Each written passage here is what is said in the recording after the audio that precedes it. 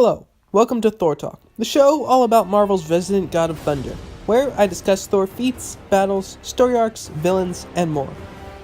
Now that Worthiness Month is over and we've spent 5 episodes focusing primarily on Thor's hammer, this episode will be about when Thor was forbidden from using his hammer in Thor Blood Oath. As I said in the previous video, which you can watch in the link in the description, I was originally going to do this at the beginning of this month, but the Thor Ragnarok trailer dropped and I had to do a video on it because it's awesome. So watch that video by clicking the link in the description.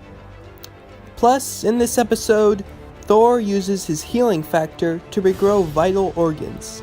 This is Thor Talk. I am Thor the Thunderer, son of Odin, prince of Asgard. I am an Avenger, and this world is under my protection.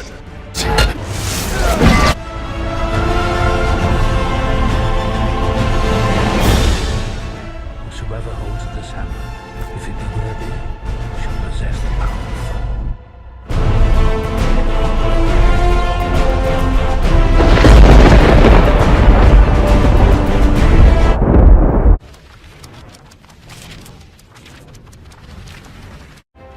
Thor Blood Oath is a 6-issue miniseries written by Michael Avon Oeming. The first issue begins with Thor fighting Karl Crusher Creel, aka the Absorbing Man.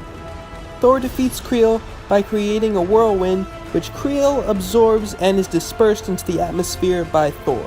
Thor then turns into Donald Blake to help those who were injured in his battle with the Absorbing Man.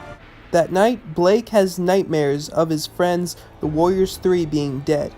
He senses that this is no mere dream and strikes his cane on the ground to become Thor, as he journeys to Asgard.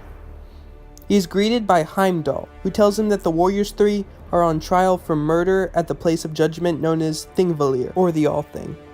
There, Thor finds that Odin is presiding as judge in a trial involving both the gods and giants. Vandril, Hogun, and Volstagg, known as the Warriors 3, were out fishing in the North Seas when they spotted a huge sea creature. The Warriors 3 successfully killed the creature, but it was no mere sea dweller. This creature of the deep was in fact Hulth, the shape-shifting giant. Hulth is the son of Knives, the king of the storm giants. As the Warriors 3 accidentally killed Hulth without reason, his father is allowed to name a price for his son being murdered. Before he can, Thor interrupts with the power of the storm, proclaiming that he will not let Knives kill his friends. Knives says that he doesn't want to simply kill the Warriors 3, but since Thor acted as such, their fate will be the same as his. Thor agrees to these terms. Knives names his price: 3 apples, the skin of a pig, a spear, a sword, and 3 shouts on a hill. Volstagg hastily agrees, believing that this will be a simple task, but Knives reveals exactly which of those items he wants. The 3 apples are to be from the highest branches of Yggdrasil. These apples can heal any wound and bring someone back from the dead. They are guarded by a great eagle who will not let them have it. The skin of a pig is the skin of the Greek god Dionysus' pig. The pig is guarded by Hercules, and he will not let them have it. The spear is a Celtic weapon called Slaughter. It craves killing above all else. It is guarded by Chulainn, the greatest warrior of the Celts, and he will not let them have it. The sword is called Grasscutter from Japanese mythology. It is guarded by the dead, and they will not let them have it. The 3 shouts are to be delivered on the tomb of the Egyptian god Thoth. It is guarded by his 3 warrior sons, whose sole purpose is to keep the area silent. Thor tells Knives that they are more than a match for his challenge, but Knives says it is unfair to use Mjolnir, the most powerful weapon of the Norse gods, on this journey. So the final part of this blood oath is that Thor may not use Mjolnir as a weapon. He can only use it for transportation. So, Thor and the Warriors 3 set off on their quest. They arrive at the World Tree Yggdrasil, where they must collect 3 apples.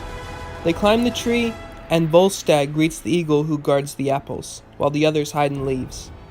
Volstagg challenges the eagle to a drinking contest for the apples.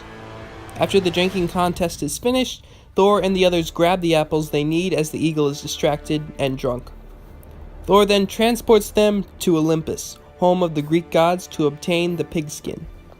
They are greeted by Dionysus, who tells them that he let Hercules use his pig but Hercules never gave it back, and has been drinking for months in a permanent state of debauchery. Thor confronts Hercules, but he is so drunk that he doesn't even remember his past encounters with Thor. He attacks Thor Odinson, and the two begin to fight. Hercules bear hugs Thor and starts to crush him. Thor retaliates with a headbutt. Hercules lunges at Thor, but then Thor grabs him by the ankle and twirls Hercules as he would do with his hammer. Thor throws Hercules into the sky, but Hercules starts to dive back down with his fists towards Thor. Their fists collide as Olympus is leveled from the shockwave. Hercules recovers first and puts Thor in a chokehold, but Thor ends the fight with a strike of lightning. Hercules declares that he no longer wants the pig. Thor and the Warriors 3 take the pig's skin, and Thor transports them to Ireland to retrieve the spear known as Slaughter. They find a secret passage to the mystical land where the spear is kept. There they are greeted by a creature known as Froud. Froud says they can borrow the spear if they soothe the human child that he stole. Thor takes the child and spear from Froud and leaves. But as they are about to depart, the child reveals himself to be Chulain, the guardian of the spear.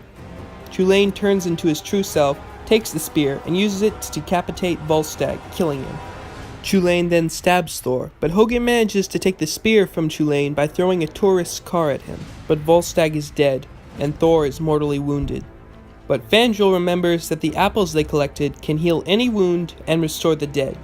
He gives a piece to Thor and a piece to Volstagg, which restores them both. As they head to their next location, the Giant King Knives realizes that the Asgardians may succeed. Thor and the Warriors 3 arrive in Japan to find a massive battle around the temple where the Grasscutter sword is.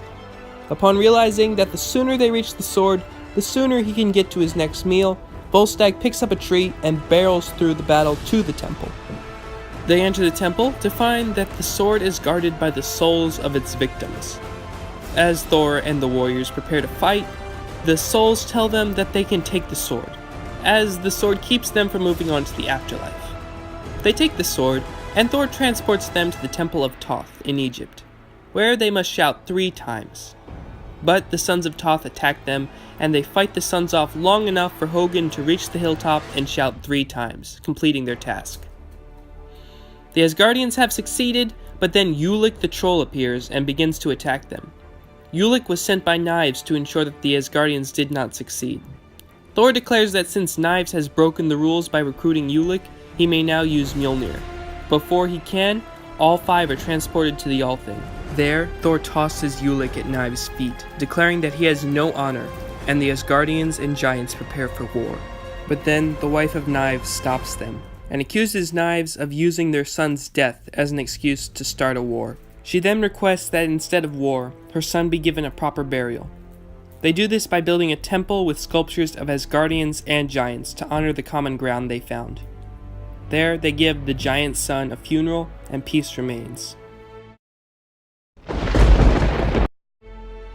Blood Oath seems like a nice little self-contained story, but it does have a certain scope to it. Knives has Thor and his friends collect items from 5 different pantheons.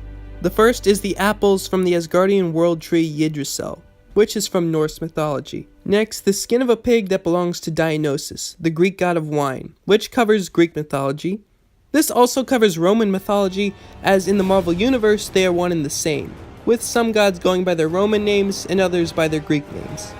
For example, Zeus is the Greek name of Jupiter and Hercules is the Roman name of Heracles. But in the Marvel Universe, Zeus goes by Zeus and Hercules goes by Hercules. The spear is called Slaughter and is an important weapon in Celtic mythology. The Grasscutter sword is to Japanese mythology as Mjolnir is to Norse mythology. Finally, the 4 must shout on top of the tomb of Thoth, who is the Egyptian god of the moon and wisdom. Despite the fact that this story is only 6 issues long, it manages to cover 5 main pantheons of the Marvel Universe. Debatably 6 if you count Roman mythology. It also gives the Warriors 3 a chance to shine alongside Thor. Top it all off with a battle between Thor and Ulik, and it is a great story that showcases Thor's power, courage, and honor. Back off, Blondie. Or Florence Nightingale here is gonna get the worst headache of her life. Have you no honor? Not even a little. Then you should be familiar with attacking a foe from behind.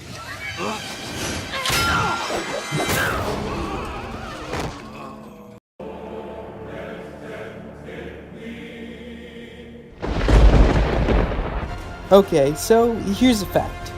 You need a liver.